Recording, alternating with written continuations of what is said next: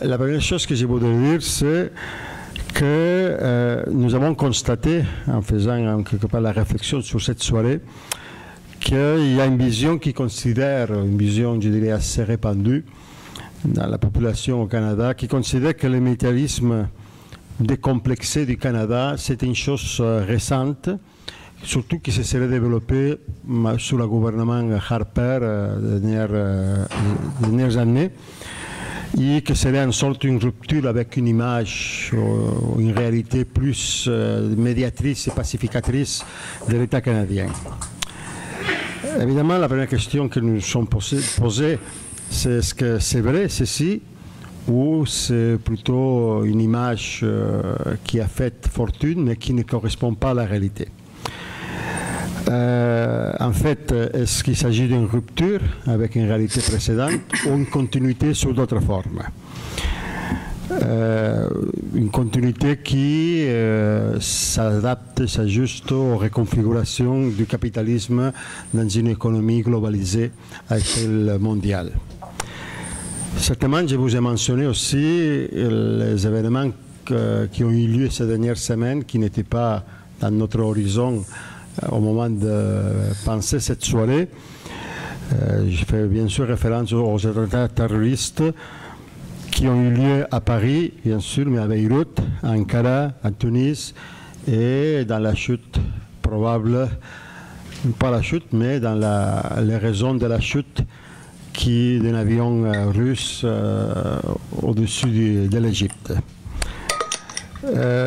Ceci nous porte à nous demander jusqu'à quel point ces événements terroristes ne sont pas des effets collatéraux de l'expansionnisme militariste pratiqué sans vergogne souvent et de façon claire par des États du monde dominant occidental, surtout en Europe et en Amérique du Nord. C'est une question qu'au moins il mérite d'être posée.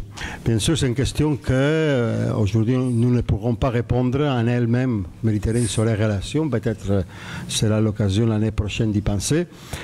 Et nous sommes restés d'une façon beaucoup plus concentrée sur ce militarisme décomplexé du Canada en nous posant, en essayant de répondre, tel qu'on l'a vu dans la promotion de la publicité, trois questions.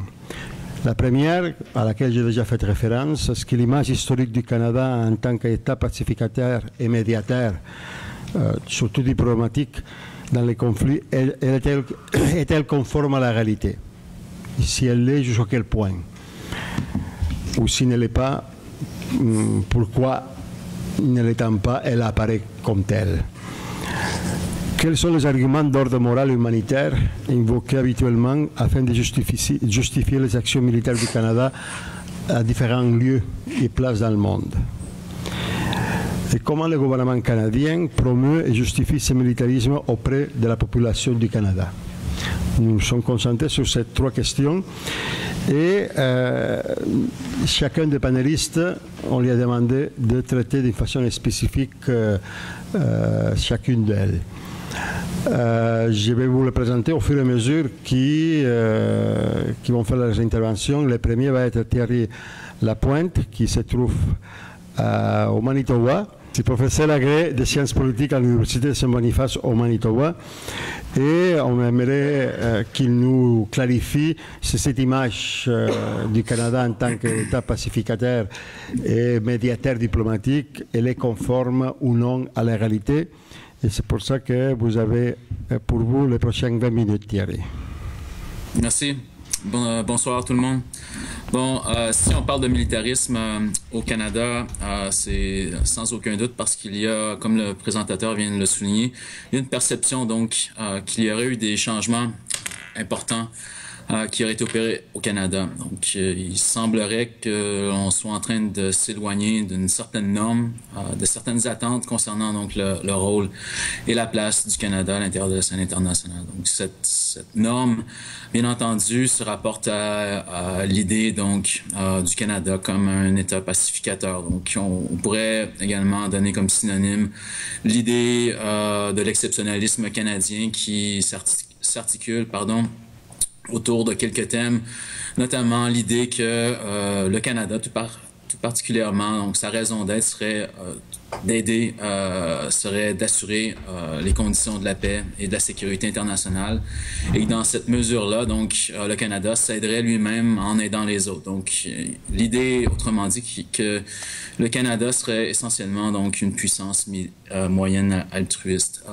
Le deuxième élément également qui est associé à cette notion d'exceptionnalisme se réfère à l'idée donc que le Canada serait également un intermédiaire impartial au sein du système international et bien entendu sa contribution donc historique au sein des Nations Unies et tout particulièrement à l'intérieur des opérations de maintien de la paix. Et dernier aspect donc que les forces armées canadiennes elles-mêmes seraient fondamentalement donc des forces dont la raison d'être serait d'assurer la paix et la sécurité, notamment dans des zones de conflit. Donc, tout ça représenterait, de l'avis de certains, donc, des valeurs qui seraient partagées ici au Canada et que l'État canadien, finalement, ne ferait que représenter ces valeurs sur la scène internationale. Donc, la dernière décennie qui vient de se passer sous la gouverne des conservateurs de Harper semble déstabiliser donc cette identité et ses attentes. Donc, je ne vais pas vous faire un pedigree des actions et de la rhétorique que menait, diffusait également M. Harper et son gouvernement.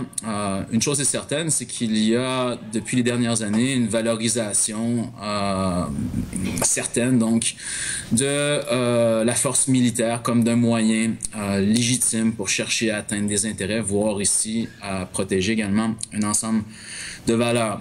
Et que ce mythe, ça c'est un aspect important de la chose, ce mythe, donc, il était constitutif donc de l'identité canadienne, et qu'à l'heure actuelle, donc, on serait dans une situation d'incertitude, voire d'instabilité, parce que ces attentes seraient de plus en plus éloignées donc par rapport aux actions qui ont été menées dernièrement, en fait, depuis la dernière décennie. Donc, la question qui se pose, comme elle était avancée tout à l'heure, c'est avec le départ donc des conservateurs de Harper, est-ce que le Canada va retourner donc à sa mission première, donc à son rôle par excellence à l'intérieur du système international? Est-ce qu'on va assister au retour donc de l'État pacificateur?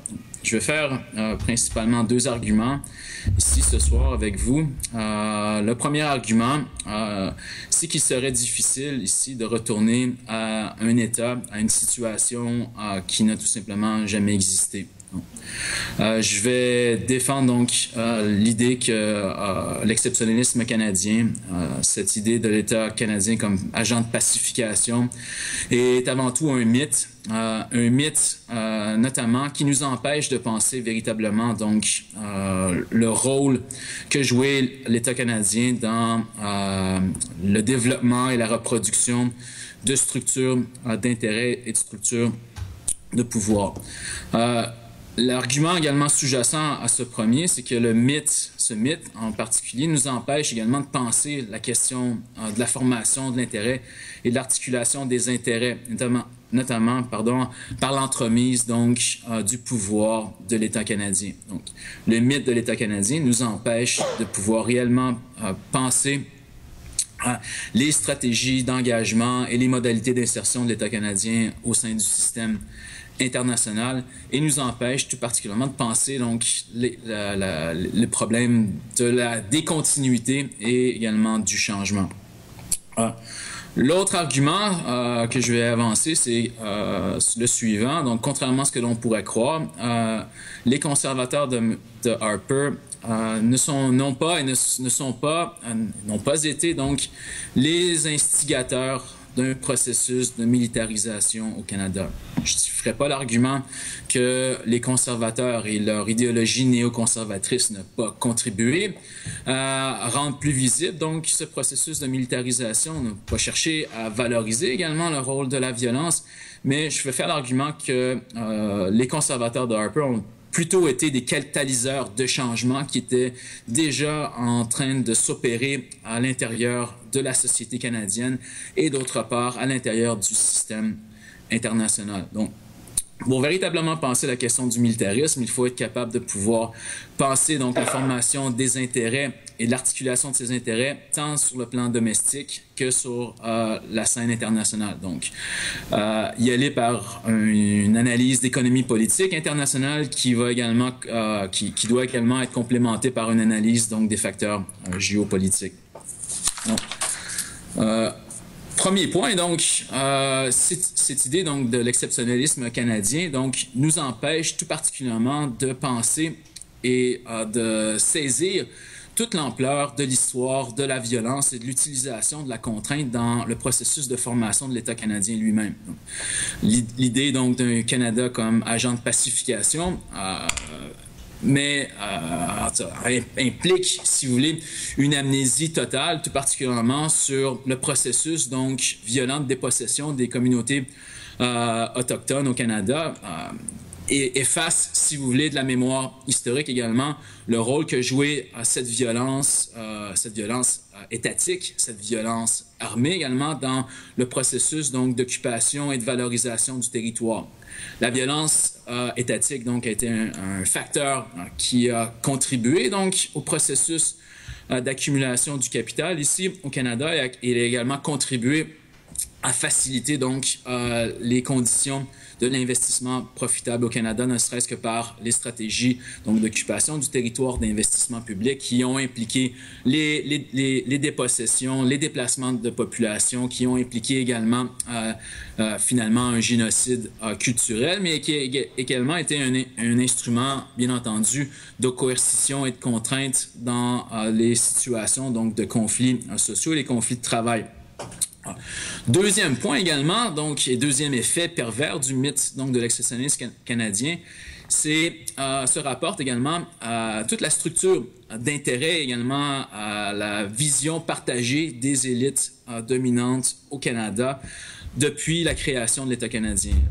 Lorsque je parle de structure d'intérêt, bien entendu, structures d'intérêt qui sont liées à la défense de la propriété privée et à la reproduction des conditions de l'accumulation du capital sur le plan domestique, mais également sur le plan international. Et à ce niveau-là, donc, le Canada, les élites gouvernantes canadiennes, les classes de propriétaires également canadiennes ont partagé également donc avec les puissances coloniales et néocoloniales britanniques et américaines donc une certaine conception du monde associée au fardeau de l'homme blanc, également tout l'imaginaire raciste qui est lié donc à ce discours, notamment à la nécessité qu'auraient les puissances occidentales de diffuser donc les vertus de la modernité, du savoir et du progrès. Donc, ces élites canadiennes et notamment l'entreprise privée canadienne tiraient avantage d'une part, des structures existantes, donc coloniales, telles qu'elles mises en place par l'État britannique anglais, notamment dans les Caraïbes et en Amérique latine, et d'autre part, à tirer avantage également aux structures néocoloniales mises en place par l'État américain dans son processus et ses stratégies donc d'occupation et d'expansion territoriale. Donc, penser donc le rôle du Canada et les intérêts canadiens en abstraction donc de ces structures d'intérêt, notamment l'intérêt qu'ont eu les élites canadiennes donc à protéger et à recourir, si vous voulez, à la violence coloniale et néocoloniale donc de la Grande-Bretagne et des États-Unis, c'est encore une fois faire abstraction donc des structures d'intérêt domestiques et global, notamment les intérêts importants des propriétaires, des classes de propriétaires canadiens, notamment en Amérique latine et dans les Caraïbes. Donc, depuis la fin du 19e siècle et depuis le 20e siècle également, d'importants intérêts donc économiques, notamment dans le secteur banquier et de l'assurance et dans le secteur de l'extraction, le secteur minier, se retrouvent donc à l'intérieur de ces zones géographiques qui se retrouvent en périphérie. Et ces intérêts ont tiré énormément avantage également de la protection qu'ont pu apporter donc les structures de domination coloniale et néocoloniale. Donc, ça, c'est le premier point. Autrement dit, le mythe de l'exceptionnalisme canadien nous empêche de penser donc les intérêts, la formation des intérêts et l'insertion donc de ces intérêts à l'intérieur de structures plus larges. Deuxième point, et notamment qui s'inscrit dans l'historique du développement donc de l'exceptionnalisme canadien, bien entendu, cette notion donc va prendre racine dans le contexte de la guerre froide. Prend contexte notamment dans l'affrontement Est-Ouest. Et une chose que l'on doit souligner, c'est que cette notion d'exceptionnalisme canadien donc, tend à amplifier et à valoriser un certain rôle que jouait le Canada à l'intérieur du système international à l'époque et tend également à passer sous silence ou à diminuer, si vous voulez, l'importance de certaines autres activités, notamment celles qui touchent à la guerre et au rôle militaire autre que celui de la contribution donc, des forces canadiennes aux opérations de maintien de la paix. Donc, retournons à la question des intérêts dans le contexte de la guerre froide. Donc, ce n'est pas par pur désintérêt donc, que le Canada va commencer à participer, à contribuer aux institutions multilatérales. Ce n'est pas par pur altruisme non plus que le Canada va développer, sous l'égide donc de M. Pearson, les opérations de maintien de la paix. C'est principalement parce que le Canada a des choses, si vous voulez, à défendre. Tout particulièrement, cherche à limiter la propagation donc, de situations conflictuelles ou qui pourraient mener donc, à des situations où les tensions pourraient déboucher sur des conflits thermonucléaires. Deuxième chose, le Canada cherche également à contenir ce qui est perçu comme les propensions à l'expansionnisme soviétique. Donc, on cherche à tout prix à maintenir les structures de la propriété privée et de la libre entreprise. On cherche tout particulièrement dans le contexte de la guerre froide à contenir le potentiel donc de cette expansion, de cette perception d'expansion dans ce qui se retrouve à l'époque comme étant donc les États du Sud global, donc ces États du tiers-monde. On cherche, bien entendu, donc à s'assurer qu'ils soient intégrés dans les structures existantes de pouvoir liées à la propriété privée et au libre marché. Et on cherche, bien entendu, à intégrer les nouvelles élites néocoloniales, donc à l'intérieur de ce que l'on appelait, du moins à l'époque, le monde libre. Donc, ici, une chose est à souligner, donc les opérations de maintien de la paix, pour faire une courte histoire, donc, sont justement une tentative de la part du Canada de chercher à diffuser des tensions, notamment des tensions à l'intérieur donc du groupe des États occidentaux. On se souviendra, si vous voulez, donc avec la première mission d'opération de la paix dans le canal de Suez, tout simplement, le Canada cherchait donc à s'assurer qu'une situation donc d'invasion ici menée par les puissances britanniques, françaises et israéliennes ne mène pas à un conflit ouvert entre d'une part ce groupe et les États-Unis et d'autre part l'Union soviétique. On cherchait bien entendu à s'assurer que la puissance ou l'ancienne puissance mère coloniale, l'État britannique, puisse être en mesure donc de sauver la face et également que la puissance française puisse être en mesure de se retirer donc du pays sans qu'il y ait donc de fracture à l'intérieur de cette alliance.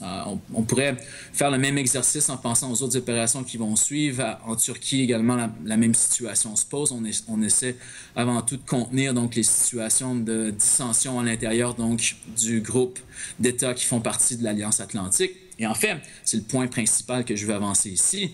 Le principal intérêt, tout particulièrement, et le principal vecteur de ces intérêts pour le Canada dans le contexte donc, de la guerre froide et de la structure également géopolitique de la guerre froide passe par l'Alliance Atlantique.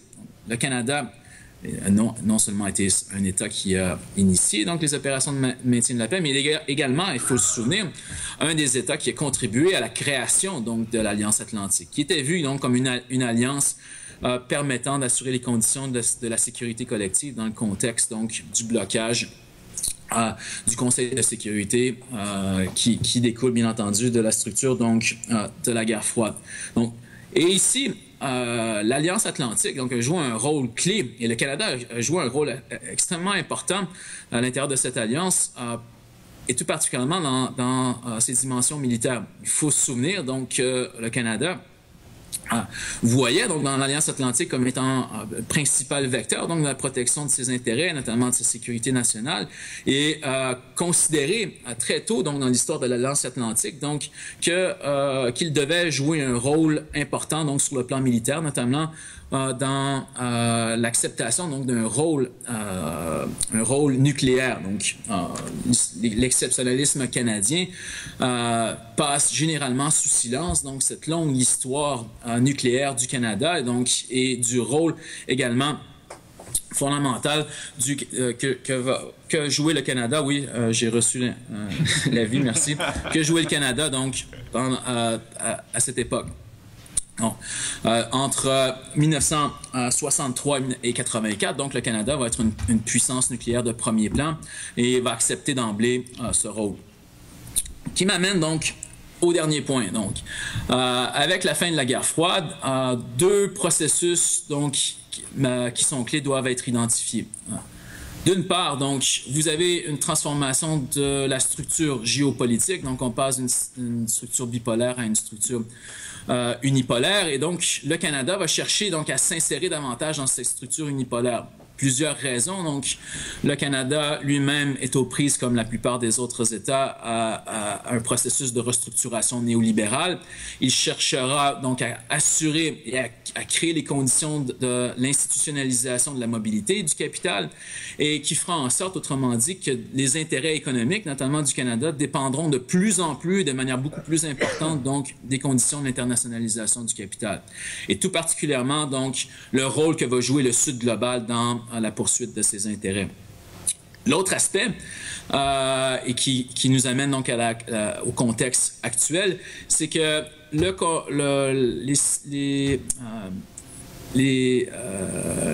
attentats donc, du 11 septembre et le contexte que va générer cet attentat du 11 septembre va contribuer, si vous voulez, à créer un contexte où les élites canadiennes, notamment les élites économiques canadiennes, vont chercher donc à pousser davantage l'État canadien à s'insérer de plus près dans les structures de pouvoir telles que projetées donc par l'État américain. Donc à partir de 2001, à l'intérieur de la société canadienne, donc des groupes, notamment le Conseil des chefs de la grande entreprise, vont chercher donc à mobiliser l'État canadien, vont chercher également à s'assurer que l'État canadien donc s'insère davantage dans un rôle beaucoup plus actif sur le plan militaire et accepte donc des responsabilités beaucoup plus grandes sur ce même plan. Donc, c'est à cette époque donc que l'on commence à penser et à réaliser l'importance que le Canada, pour assurer les conditions de l'internationalisation et de ses liens avec les États-Unis,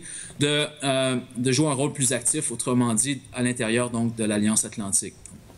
Bien avant Harper, autrement dit, il y a des groupes de la société civile qui vont s'appuyer également sur le secteur de la défense et les experts, les soi-disant experts de la défense, et également le secteur universitaire, les experts de la sécurité, pour chercher donc à créer, si vous voulez, un discours et une représentation hégémonique qui semble déstabiliser, si vous voulez, les attentes qu'ont eu historiquement les Canadiens concernant donc le rôle du Canada sur la scène internationale. Donc, depuis l'arrivée au pouvoir de M.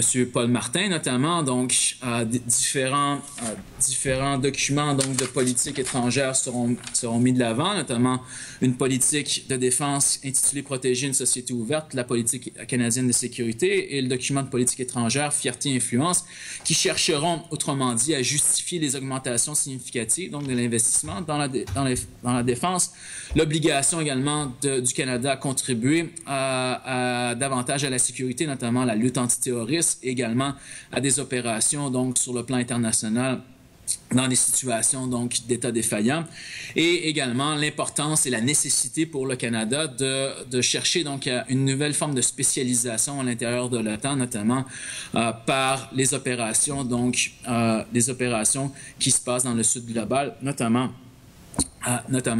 les opérations donc, de déploiement rapide et tout ce qui tourne autour de ce que l'on appelle donc, le state building. Donc, à partir de 2004, on assiste donc à une réorientation, si vous voulez, une acceptation de plus en plus ouverte d'un rôle plus actif sur le plan militaire et offensif également pour les forces armées militaires canadiennes. Et l'année suivante, donc, on assiste donc à la montée des l'élection des conservateurs. Monsieur Harper, autrement dit, s'inscrit donc dans une dynamique qui est déjà une dynamique en voie de transformation et va accepter d'emblée, et l'idéologie auquel il adhère va l'amener bien évidemment à chercher à justifier la nécessité donc de ces transformations. Donc, je vais simplement conclure ici sur ce point. Si on veut penser la question du militarisme, il faut donc penser les transformations sur le plan géopolitique, mais également sur la réarticulation donc des intérêts à l'intérieur de la société civile, et notamment donc la construction d'un nouveau bloc historique qui combine donc la grande entreprise, le secteur de la défense et également le secteur universitaire pour chercher à justifier donc ce type d'engagement et les responsabilités qui leur sont associées. Merci.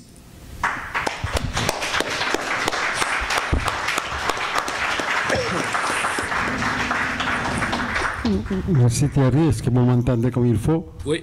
Bon, vous m'entendez, mais vous n'aurez plus d'image pour le moment. Ça va. Merci de votre intervention. Je retiendrai surtout deux choses. Vous avez situé historiquement des événements un peu parsemés à différents niveaux qui nous donnent assez de vision pour qu'au moins on puisse avoir des doutes sur ces mythes d'État pacificateur et d'action diplomatique du Canada. Et je retiendrai aussi ce que vous venez de mentionner à la toute fin, cette nouvelle alliance sociale, mais pas au niveau de la société populaire, mais au sein de la société canadienne, entre la grande entreprise, le milieu de la défense gouvernementale et le milieu universitaire, non, que voué à créer un discours hégémonique, non, qui sert pour convaincre, et on verra plus tard avec Isabelle sûrement, la population du bien fondé de cette nouvelle action politique. Mais tout ceci ne peut pas se passer sans un argumentaire qui invoque souvent des raisons morales et éthiques pour justifier cette façon d'agir militariste. Et c'est pour ça que nous avons avec nous Rémi Vachon, qui est professeur au département des sciences juridiques de l'UQAM, spécialisé en droit international, qui va nous analyser les arguments d'ordre moral et humanitaire qui, sinon tous, au moins ceux qui sont les plus habituellement invoqués pour justifier les actions militaires du Canada ailleurs dans le monde. Alors Rémi, 20 minutes pour vous. Merci. Premièrement, je voudrais remercier l'équipe du Centre Justice et Foi, Agosti, Mouloud, Elisabeth pour l'invitation, surtout le cuisinier qui nous a fait une quiche qui était, ma foi, pas piqué des verres. Deuxièmement, je voulais vous avertir, moi je ne suis pas un spécialiste de la politique étrangère canadienne. Agosti vient de vous le dire, je suis prof de droit international et il s'avère que je me suis intéressé au cours des dernières années un peu aux interventions humanitaires qui ont été perpétuées non seulement par le Canada, mais aussi par les troupes de l'OTAN. Donc c'est à ce titre-là que je vais intervenir. Et en passant, je m'excuse, mais je ne pourrais pas m'empêcher de saluer mon vieux camarade Thierry Lapointe, que j'ai malheureusement un peu perdu de vue depuis qu'il s'est installé dans la proche banlieue du pôle Nord. Voilà. Merci. Salut Rémi. Bon, pour comprendre les interventions militaires du Canada et des autres membres de l'OTAN, il faut avoir une idée du fonctionnement de l'économie politique internationale. Thierry vous en a parlé un peu. À mon avis, il faut notamment se concentrer sur un élément qui est les taux de profit moyens engendrés par les capitalistes et essayer de voir comment ça évolue dans l'histoire. La raison pour laquelle c'est important, c'est que, pour ceux qui l'auraient oublié, la raison d'être du capitalisme, c'est de faire du profit à ceux qui sont les propriétaires des moyens de production. C'est pour ça que c'est important. Donc, quelles sont les caractéristiques politiques de l'économie politique internationale dans la période contemporaine? Si on résume, on peut dire que depuis, grosso modo, les années 1970, avec une exception possible, et encore, dans la période 1982 à 1997, on se retrouve avec une économie politique qui a un certain nombre de caractéristiques, 3 notamment qui me semblent importantes. Premièrement, on se retrouve avec une suraccumulation du capital, c'est-à-dire qu'il y a trop de capital pour les possibilités d'investissement rentables qui existent de par le monde.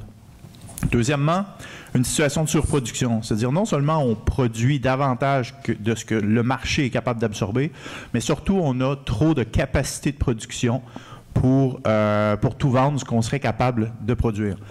Ce qui fait en sorte que, troisième caractéristique, on a des taux de profit qui sont beaucoup plus bas que dans la période antérieure, qui sont en fait assez dramatiques pour les capitalistes.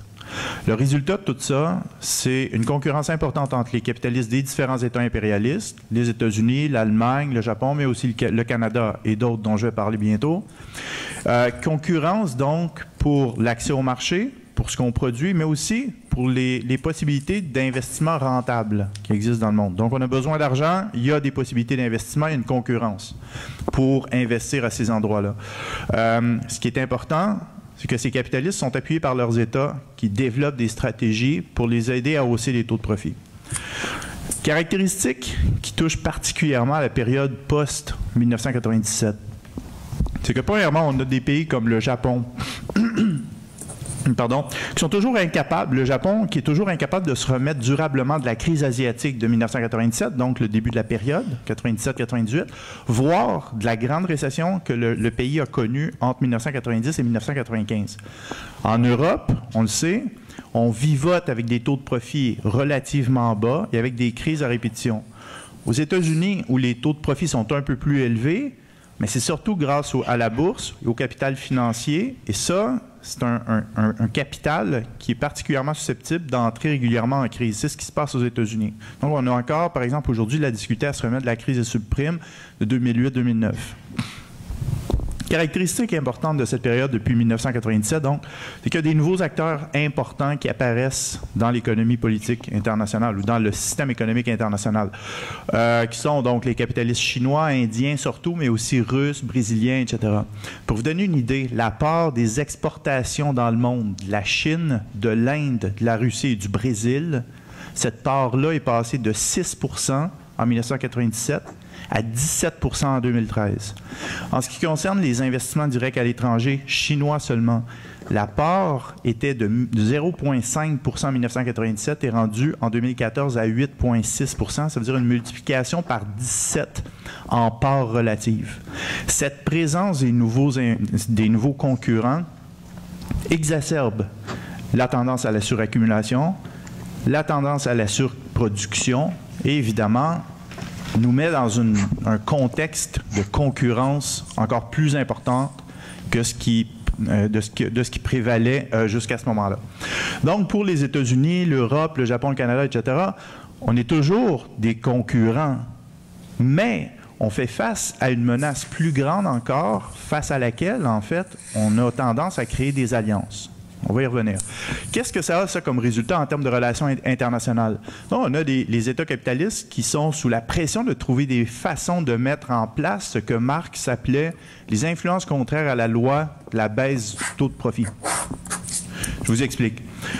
Notamment, en fait, je vais vous parler d'un certain nombre de ces influences contraires, notamment l'intensification de l'exploitation du travail et de la baisse des salaires. Donc, qu'est-ce qu'on fait quand on a des taux de profit qui baissent? On augmente l'intensification du travail, on baisse les salaires.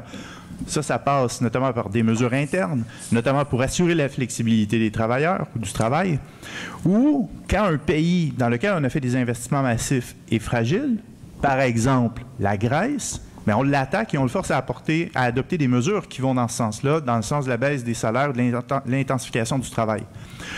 Deuxième influence contraire dont je vais vous parler, le commerce extérieur. Donc, il s'agit ici de trouver ou de créer des nouveaux marchés dont ne peuvent profiter les concurrents.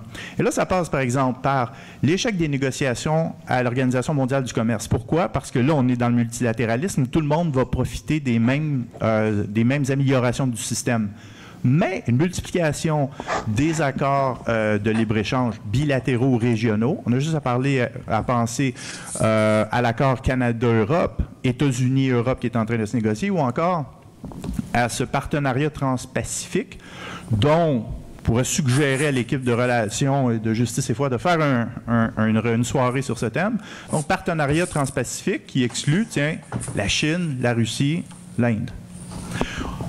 On peut aussi déduire des écrits de Marx que dans cette influence contraire-là, il y a aussi la découverte de nouveaux marchés pour les investissements directs à l'étranger. S'assurer, dans ce cas-là, que les autres États accueillent et protègent nos investissements. Oups, je pense que OK. Je pensais que je m'étais fait couper par Jean-Claude. Donc, et là, on pourrait parler, par exemple, des traités bilatéraux d'investissement qui ont repris le fameux modèle du chapitre 11 de l'ALENA. On pourrait parler d'une autre influence inverse, l'élimination des parties les plus faibles du capital, mais ça, je vais passer. Une qui est importante, c'est ce que Marx appelle la diminution du prix des entrants dans la production. Ça, il s'agit en fait de s'assurer qu'on a accès aux matières premières et à l'énergie nécessaire pour la production, évidemment à bon prix.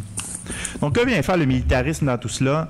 C'est que certaines de ces influences contraires-là peuvent être réalisées par des interventions militaires. Par exemple, lorsqu'on veut assurer la diminution du prix des entrants dans la production, on va essayer de contrôler les régions minières ou les régions d'où viennent l'énergie, ou contrôler les régions avoisinantes. Et des fois, ça peut exiger, en fait, qu'on casse des œufs, pour parler comme le gars. Quand on parle de commerce extérieur ou, disons, d'ouverture de nouveaux marchés, ça peut prendre la forme de se débarrasser d'un régime qui n'est pas trop accueillant aux investisseurs ou au commerce, ou qui se rapproche un peu trop de nos concurrents. Pourquoi pas détruire un pays pour le reconstruire avec notre propre capital ou pour créer des nouveaux marchés. Ce qui est important de se rappeler, je l'ai dit, mais je le répète, c'est qu'étant donné la concurrence, ce n'est pas suffisant de créer ces conditions-là pour ses propres capitalistes. Il faut aussi s'assurer d'empêcher les capitalistes concurrents d'en profiter. Ce qui m'amène à la deuxième partie de mon argumentation. C'est que ces agressions militaires-là doivent être justifiées. Hein, là, c'est de Gramsci dont je vais m'inspirer. Gramsci qui disait que pour dominer un ordre social, un groupe dominant, doit premièrement être en mesure d'assurer la coercition, mais deuxièmement, peut-être encore plus important, d'être en mesure d'assurer ce que lui appelait le consentement spontané des membres de l'ordre social. D'une certaine façon, donc assurer ce que lui appelait l'hégémonie. D'une certaine façon, les deux, donc la coercition et le consentement spontané, doivent être interreliés. Et parce que la coercition elle-même doit être perçue comme étant légitime. Sinon, une résistance importante peut émerger des groupes subalternes et ces groupes-là risquent de vouloir remettre radicalement l'ordre social en place. Bref, les interventions militaires dans l'ordre international doivent être justifiées par des arguments qui vont convaincre les gens que ces interventions-là sont justes. Ces justifications-là sont souvent différentes des véritables motifs qui motivent les actions. C'est pour ça que je pense que quand on analyse les relations internationales avec un regard critique, il faut absolument distinguer les motifs des justifications.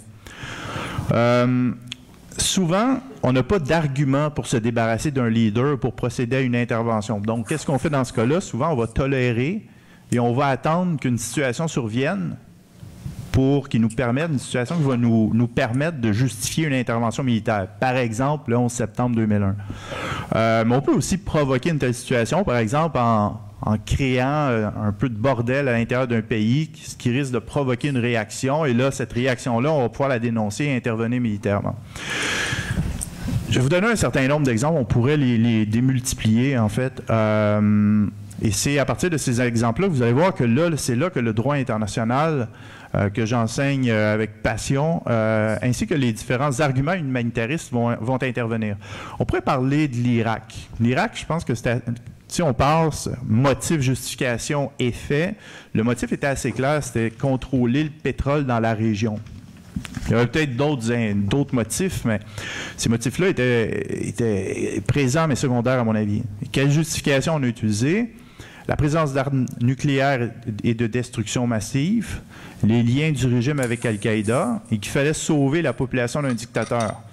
Sauf qu'évidemment, il s'est avéré, comme vous le savez tous et toutes, qu'il n'y avait aucune arme nucléaire ou de destruction massive sur le territoire, qu'il n'y avait absolument aucun lien avec Al-Qaïda et que le dictateur, il y en avait un, mais il avait été formé, appuyé longtemps par l'Occident pendant qu'il bombardait les ennemis iraniens avec les armes chimiques qui lui avait été vendu par les Occidentaux en passant. Quel est le résultat de ça? Vous le savez, c'est Al-Qaïda qui est présent à l'État islamique, c'est le chaos total. Donc, si on voulait sauver la population, on a mal réussi. On pourrait parler un peu plus aussi de l'Afghanistan. Quels étaient les motifs, à mon avis, de l'intervention? Ça, on pourrait en discuter. C'est difficile de confirmer, mais il y a plusieurs propositions. Il y a notamment celle qui concerne la très grande capacité minière du pays. On s'est rendu compte qu'il y aurait quelque chose comme 1000 milliards de dollars de réserves minières dans le pays. Avant l'intervention, l'accès est extrêmement difficile pour les investisseurs occidentaux d'avoir accès à ces réserves minières-là. Quelle est la première chose qu'on a faite après l'intervention? On a refondé le code minier, notamment en privatisant à peu près tout ce qu'il y avait à privatiser. Deuxième chose, on a utilisé l'aide publique au développement. On s'est fait passer pour des bonnes personnes qui allaient faire du développement. On a bâti des routes qui reliaient les différentes mines du pays.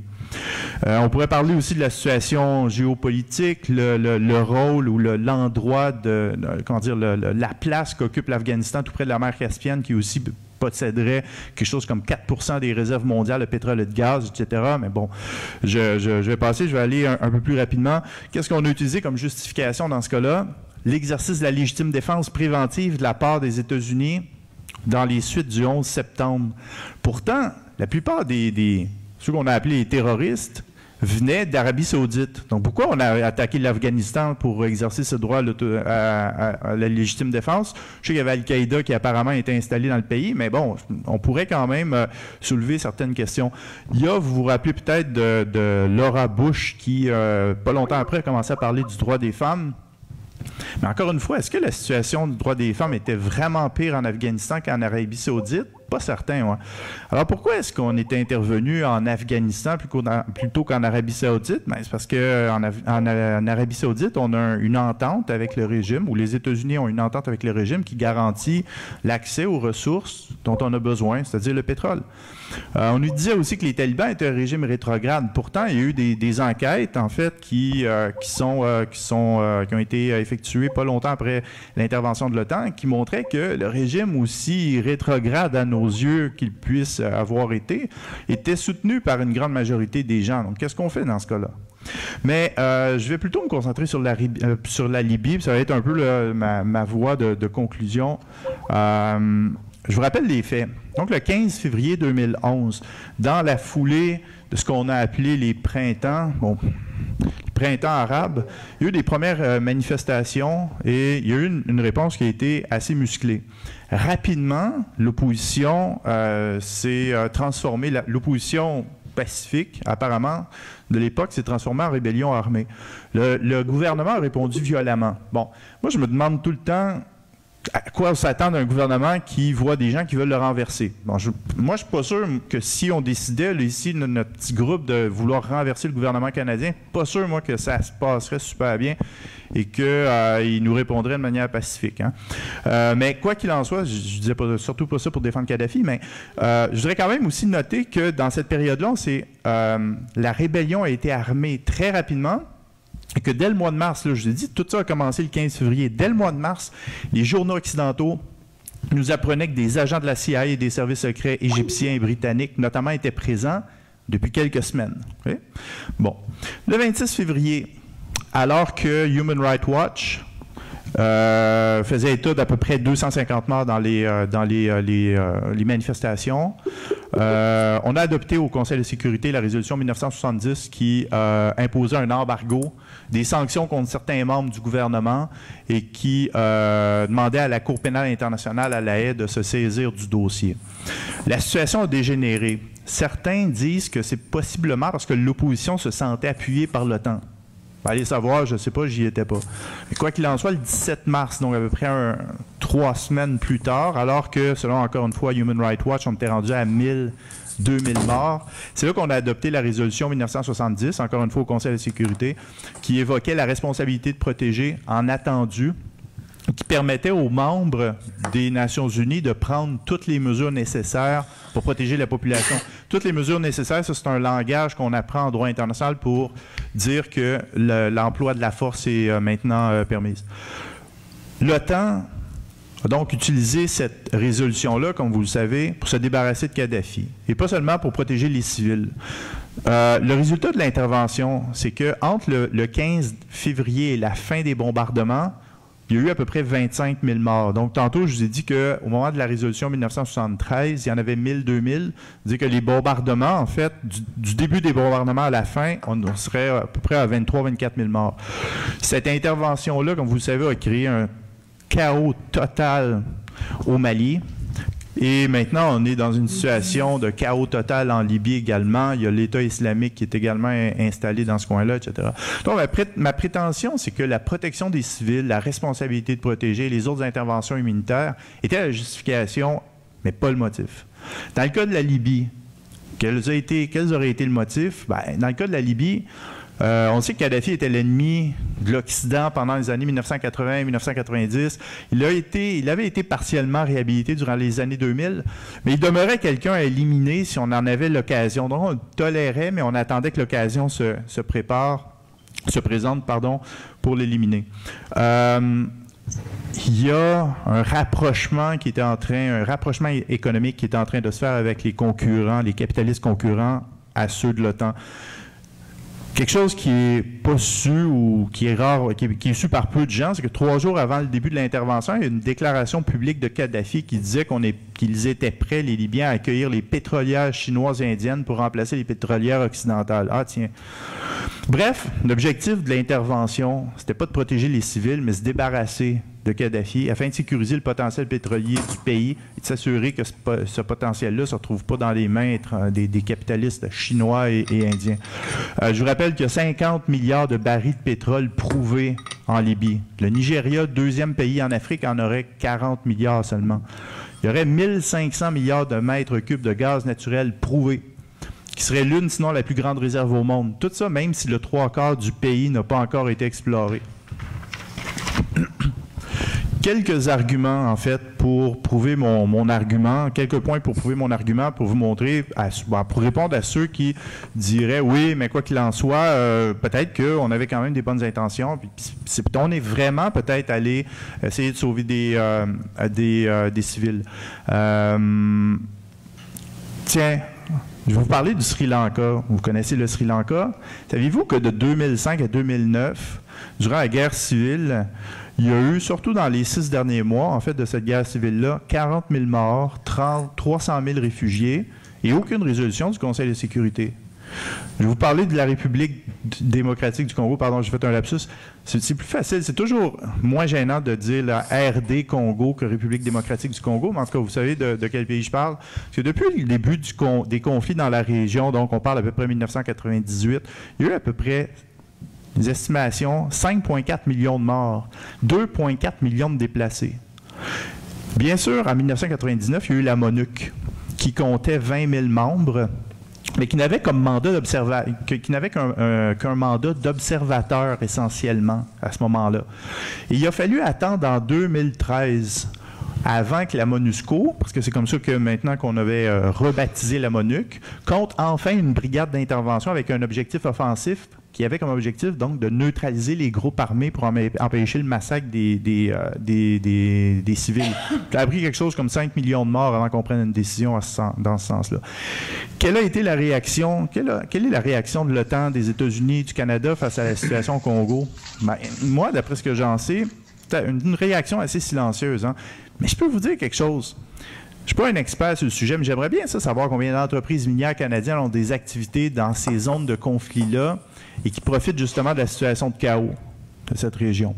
Et la question se pose, pourquoi est-ce qu'on a décidé de protéger les civils en Libye, mais pas au Sri Lanka et si peu au Congo? Ma réponse, ça c'est ma conclusion à Agosti, c'est que c'est justement, c'est pas la justification qu'il faut regarder lorsqu'on est face à ce genre de situation-là, mais c'est le motif. Le motif n'a rien à voir avec la protection des civils.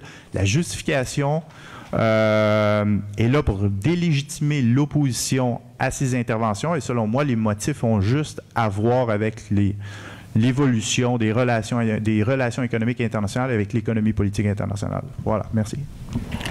Merci Pierre. Merci René. Pierre, est-ce que vous nous entendez toujours?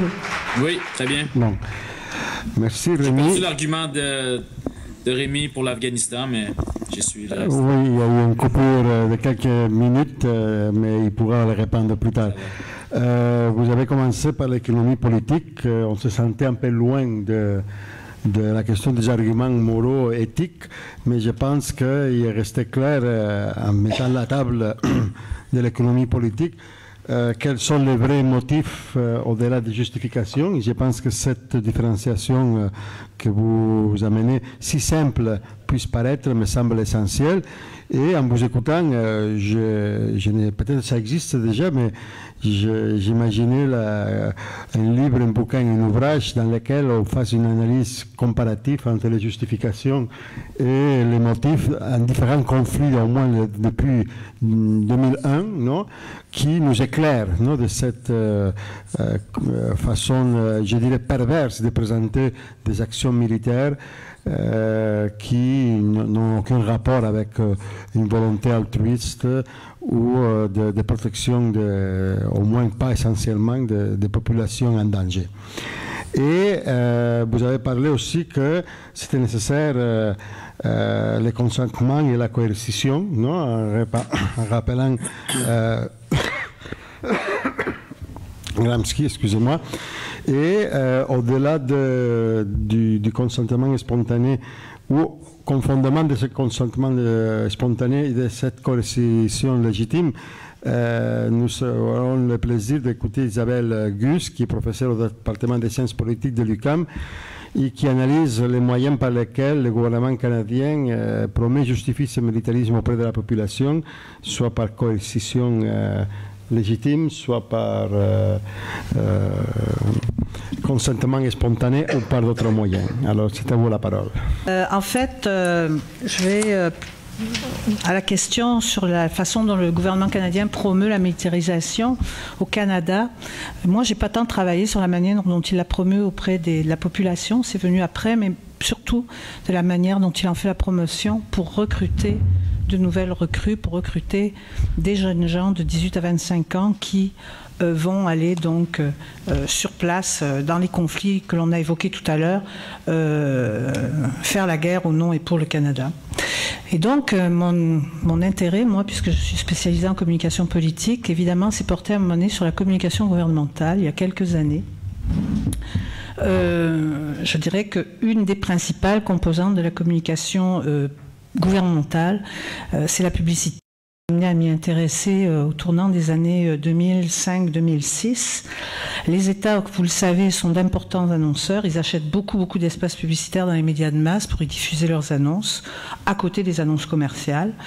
Et dans les années 2000, qui est la période pendant laquelle moi j'ai fait ma recherche, dont je parlerai tantôt, eh bien, le gouvernement du Canada, libéral et conservateur, se classe parmi les 10 plus grands annonceurs publicitaires au Canada et au Québec, et ce, tous médias confondus, à la télévision, dans les quotidiens, les magazines et les affichages. Dans ce domaine, on peut dire à ce niveau-là que le gouvernement fédéral accote Québecor, les majeurs de l'industrie automobile, de l'industrie domestique, ceux de l'industrie des télécommunications, sans oublier la brasserie Molson. Au Canada, chaque campagne majeure de publicité gouvernementale est reconduite souvent plusieurs années de temps et consignée dans un plan de communication qui précise généralement, c'est un terme un petit peu savant, un objectif orthopraxique. L'orthopraxie, ça veut dire que la publicité, finalement, son objectif de communication, ça vise à faire passer à l'acte. Alors, on a dans un premier temps, attendez que je ne me trompe pas avec ça, des campagnes qui sont dites d'intérêt public et qui célèbrent, vous les connaissez, les normes ou les attitudes sociales qui sont souhaitées par les gouvernements, qui sont désireux de corriger certaines déviances qui sont jugées nuisibles ou dangereuses pour l'intérêt public, souvent pour des raisons de sécurité ou de santé publique. On parle de sécurité routière, domestique, sécurité à l'école, au travail, la lutte contre les dangers du tabagisme, le jeu compulsif, vous les connaissez. D'autres de ces publicités font la promotion du service national. Et à ce niveau-là, elles promeuvent souvent ces publicités-là des valeurs nationales comme l'unité nationale ou encore le service à la nation et l'engagement des citoyens dans des institutions de ce type. Et c'est le cas, par exemple, de la campagne « Combattez avec les forces canadiennes » que vous avez vue tout au long des années 2006 à, je dirais, 2011 à peu près, et qui a été reconduite plusieurs fois. Les objectifs de communication de cette campagne visait à propager une vision satisfaisante de la vie militaire et du métier des armes et inviter les potentiels recrues à combattre le chaos, la peur et la détresse en s'enrôlant dans les rangs d'une armée canadienne qui, d'un point de vue publicitaire, ressemblait fort à un camp d'été jouxté à une agence de voyage. Si on regarde finalement ce qu'il en est, il est essentiellement question d'argent là-dedans. Entre 2002 et 2010, le gouvernement fédéral a investi donc un total de 105 millions de dollars, un peu plus, pour défrayer les coûts de ces campagnes publicitaires de l'armée canadienne pour le recrutement. Et elle a mis à ce niveau-là cette institution sur le haut du podium en matière d'investissement publicitaire. Entre 2006 et 2010, donc sous la gouverne des seuls conservateurs, ces campagnes ont été le plus amplement financées. À raison de 82 millions de dollars, ça représente 77% du montant. Juste pour l'année 2009-2010, qui est l'année où j'ai fait ma recherche sur les annonces publicitaires, les coûts ont été de 15 millions de dollars. Cet important investissement consenti à la promotion du recrutement s'explique évidemment par le fait qu'entre 2003 et 2010, le gouvernement du Canada a autorisé l'envoi de 2500 à 3000 soldats en Afghanistan, relevés à tous les 6 mois, tout en mobilisant autour de cette mission plus de 12 500 personnes au pays. Je vais vous parler un petit peu de ma méthode, je vais faire ça rapidement. Comment j'ai réussi à un moment donné, ou comment j'ai décidé d'analyser un certain nombre de vidéos que j'ai trouvées sur le site des Forces armées canadiennes, un site essentiellement voué au recrutement. Il y avait une zone qui s'appelait zone multimédia. Et j'ai donc identifié dans ces 26 vidéos les mythes qui étaient mobilisés pour appuyer cette campagne de recrutement. Cette campagne visait l'enrôlement des jeunes de 18 à 34 ans et donc les vidéos étaient de deux ordres. D'un côté, vous aviez des vidéos structurées un peu comme des reportages avec narration, entrevues, séquences d'images. Il y en avait à peu près 17 qui mettaient en scène divers protagonistes militaires, des recrues, soldats, officiers, etc., qui présentaient sous leur meilleur jour les avantages sociaux et personnels de la vie militaire. Je les appelais des vidéos autopromotionnelles parce qu'elles étaient de qualité extrêmement broadcast, d'une durée variable de 3 à 18 minutes, et elles étaient exclusivement diffusées sur Internet, en donnant une somme assez significative d'informations sur la vie dans les forces canadiennes, sur les diverses formations offertes, ainsi que des témoignages de soldats. La deuxième catégorie, c'est des publicités. Il y avait 9 annonces publicitaires que vous avez certainement vues si vous avez fréquenté à cette époque-là le cinéma ou encore regardé la télévision. Certaines de ces annonces étaient conçues par l'agence publicitaire BCP, qui est une grosse agence au Québec, et des messages qui portaient sur les réalisations, les rêves de jeunes gens. C'était la campagne recherchée. Une autre campagne combattait des centres antidrogue et atterrissage, montrait des marins canadiens qui arraisonnaient un navire qui transportait de la drogue au large de la ville d'Halifax. Enfin, conçu par l'agence publicitaire Publicis Montréal, qui est aussi un gros joueur dans le monde de la publicité, et diffusé pour la première fois en novembre 2006, 2 messages, combattre la peur, la détresse et le chaos, reproduisent des scènes d'intervention militaire comme des simulations de sauvetage et des libérations d'otages qui étaient jouées par de vrais soldats de l'armée de l'air, terrestre et maritime.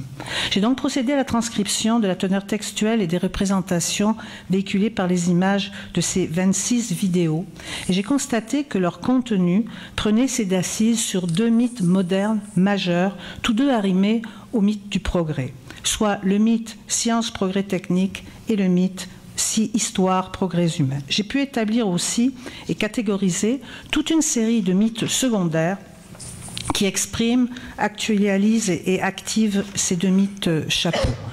Je vous montre le premier de ces tableaux. Sous le chapeau du mythe de la science progrès technique, vous avez le mythe du progrès technique, celui du technicien performant, celui de la formation idéale, celui de la carrière idéale et celui de la réalisation du bonheur matériel. Je vais y revenir plus en détail dans la suite de mon exposé. Et sous le mythe de l'histoire progrès humain, vous en avez aussi 5 autres secondaires, celui de la fratrie, celui des valeurs supérieures, celui du héros exemplaire, celui de la meilleure vie rêvée, et le mythe de la jeunesse promise à des lendemains qui chantent. Si on les regarde un à un, ces mythes-là, le premier, c'est le mythe du progrès technique, qui renvoie à des représentations apologiques des équipements militaires performants, efficaces, à la fine pointe des plus récentes découvertes scientifiques et technologiques. Le mythe du technicien performant réfère pour sa part, c'est le second, à deux sous-mythes d'une certaine façon. Le premier, c'est celui de l'humain et de la machine, soit un expert militaire en train de manipuler, d'utiliser, entretenir, réparer, maîtriser avec la plus grande précision divers appareils fort complexes, des ordinateurs, des consoles, des véhicules et également des armes. L'autre, toujours sous le chapeau du mythe du technicien performant, il y a la machine humaine, et cette fois-ci on renvoie à la maîtrise non plus des équipements, mais du corps machine des recrues et soldats, moulés aux exigences du métier, pilotes, mécaniciens, artilleurs, canonniers, marins, nommez-les, ils sont tous là, et dans le cadre d'activités sportives, d'entraînement de campagne, de missions de sauvetage ou encore de patrouille. Un autre mythe que j'ai identifié, c'est celui de la formation idéale et de son corollaire, la carrière idéale. Sous la bannière du mythe de la formation idéale, on retrouve les contours d'une société militaire où le jeune peut choisir librement de s'engager dans les voies du progrès technique en accédant à une formation collégiale haut de gamme, salariée, subventionnée ou gratuite, qui favorise le dépassement de soi physique et mental et l'acquisition de compétences pratiques et techniques diversifiées. Cet enseignement débouche naturellement sur une kyrielle de carrières techniques spécialisées, disponibles, payantes, grisantes et anti-routine, en opposition à la conformité qu'impose l'ordinaire civil, un métier qu'il pourra exercer dans l'une des trois armes, possiblement transférable dans la vie civile. C'est donc le mythe de la carrière idéale. Autre mythe, celui de la réalisation du bonheur matériel, toujours sous le chapeau progrès, mythe technique et progrès. Ces excellentes conditions salariales et possibilités d'avancement que l'armée donc déclare pouvoir offrir à ce jeune, ainsi qu'à la famille s'il est marié, sont bonifiées par de nombreux avantages salariaux, bénéfices marginaux, vacances, soins de santé, soins dentaires, sécurité d'emploi, donc par un pouvoir d'achat majoré de biens et services et par l'accès à nombre d'avantages sociaux et matériels. On parle de logement, d'écoles, d'installations sportives, de moyens de communication. On tombe maintenant dans la deuxième catégorie des grands mythes, ceux de l'histoire progrès humain, et ici on retrouve aussi 5 mythes secondaires. Le premier, c'est le mythe de la fratrie. En tout premier lieu, donc, le jeune est promis d'évoluer dans un univers professionnel où les relations cordiales entre recrues, gradés et instructeurs semblent être la norme, bien plus que des relations hiérarchiques. Ces relations sont définies par l'importance du travail d'équipe, l'amitié et la camaraderie dans une communauté d'êtres égaux, une grande famille. Autre mythe, celui des valeurs supérieures. Alors, dans l'armée,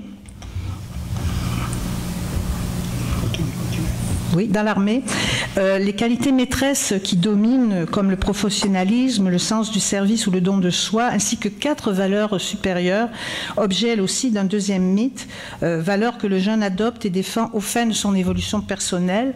On parle de l'humanitarisme, il s'agit d'aider les populations dans le besoin, de l'entraide et de la protection, sécuriser et sauver, la préservation de l'ordre, de la stabilité et de la démocratie, et évidemment le maintien et le rétablissement de la paix.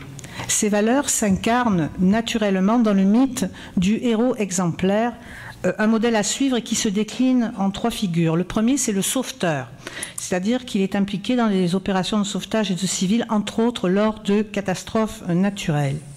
Le mythe du héros exemplaire se retrouve aussi avec l'image du sauveur humanitaire. Donc on a là le casque bleu. C'est celui qui prend part à des missions qui visent à aider les populations civiles. Il s'agit de soigner, de nourrir, de protéger. Et comme je l'ai dit, le casque bleu canadien, le personnel médical, tous ces gens qui prodigent des soins à des civils, autant des femmes que des enfants. Le mythe du héros exemplaire, c'est aussi le protecteur, c'est-à-dire c'est celui qui veille aux intérêts des Canadiens et à la sécurité des Canadiens, encore une fois, entre autres, lors de catastrophes naturelles de tout genre. Avant-dernier mythe, celui de la meilleure vie rêvée. Alors, de la Formation à la carrière, ce que l'on retrouve beaucoup comme message dominant, c'est que l'armée n'est que promesse d'aventure, de voyage, de rencontres, de réalisation personnelle, de dépassement de soi, aussi bien au pays qu'à l'étranger, pour une jeunesse technicienne qui dit avoir trouvé sa place dans l'armée, avoir fait le bon choix et réaliser ses rêves. C'est donc ce mythe de la meilleure vie rêvée, intense, différente, enrichissante et active. Et le dernier, enfin, c'est celui de la jeunesse promise à des lendemains qui chantent, une jeunesse studieuse, dynamique, disciplinée et souriante, aussi bien en classe que lors des exercices les plus difficiles, promise à un avenir amusant et heureux, et surtout pas à des missions de guerre. Alors je vous dirais que je citerai juste, pour terminer sur cette présentation des mythes, Marie-Hélène Bellil, génie du système de combat maritime, qui dit « J'ai eu la chance d'être déployée jusqu'en Alaska, j'appelle ça ma croisière », dit-elle en riant. J'étais là pour l'entraînement et c'était vraiment incroyable. Je veux dire, les gens payent pour faire une croisière en Alaska. Et bien moi, j'étais payée pour aller jusque-là, donc c'était vraiment spécial. Et puis aussi la recrue Sébastien Fauché qui dit « J'ai décidé de me joindre aux forces parce que c'est un rêve d'enfance et aussi pour servir mon pays, changer quelque chose, puis pour m'amuser. Pourquoi pas ?» Alors, moi, je me suis beaucoup inspirée quand j'ai fait ce travail, des travaux de Jacques Ellul sur la propagande, parce que c'est lui qui, à un moment donné, avait mis de l'avant que les mythes sont constitutifs d'une propagande efficace.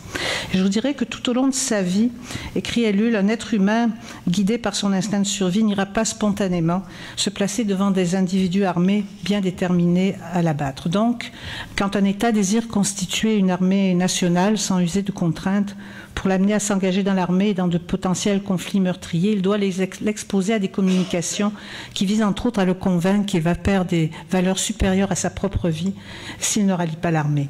Abondamment diffusées par les médias de masse, ces communications publicitaires gouvernementales véhiculent largement ces mythes dont je viens de vous parler sur les promesses techniques, les avantages matériels qui dotent le métier des armes de caractéristiques fort attrayantes. Mais c'est principalement dans l'axe histoire-progrès humain que ce métier trouve justification dans toutes ces mythes fondés sur des valeurs supérieures et morales, généralement partagées par la collectivité. Au Canada, dans la seconde partie des années 2000, le discours du trône et interventions publiques et médiatiques des représentants des institutions politiques et militaires au sujet de la mission canadienne en Afghanistan regorge de références à de telles valeurs supérieures. Il est question, par exemple, d'instauration de la démocratie, de défense des droits de la personne, de libération des femmes afghanes de l'oppression, de la construction d'écoles et de mettre un terme à la menace talibane et terroriste, autant de projets et d'objectifs où la mission n'est toujours pas accomplie. Portées au rang de mythe, donc, ces valeurs constitutives d'un idéal élevé de justice contribuent à imposer l'idée que cette guerre est juste parce que ses motifs le seraient, soutiennent la sacralisation de l'armée, métamorphosent la guerre en une mission suprême et légitiment ainsi l'occupation imposée par nos troupes à des populations ou à des gouvernements sous tutelle. Ceci étant, la décision d'exposer ou de ne pas exposer les morts combattants et non combattants, entre autres par le biais des médias d'information, relève d'un usage tactique de la mort. On peut dire finalement que nos mythes, ce que je vous ai présenté, qu'on retrouve dans ces vidéos, sont à la fois prometteurs, réducteurs et séducteurs et nourrissent des communications gouvernementales conçues pour promouvoir des valeurs supérieures, mais aussi pour suggérer sans trop montrer, histoire d'asseoir la renommée de l'armée et de ces métiers, de ne pas choquer leur public cible et de déclencher chez eux les gestes recherchés.